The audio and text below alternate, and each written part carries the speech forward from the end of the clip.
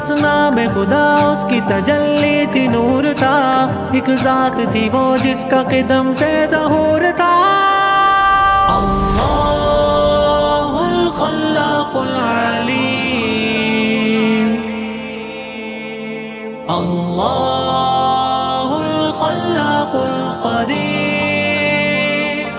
پھر کاریگری کن کی چلی خلق و قدر میں، افلاک و ملائک میں، زمین جن و بشر میں، جو عرش بنا کرسی و میزان و ترازو، ارواح کی خلقت ہوا پھر عہد الستو۔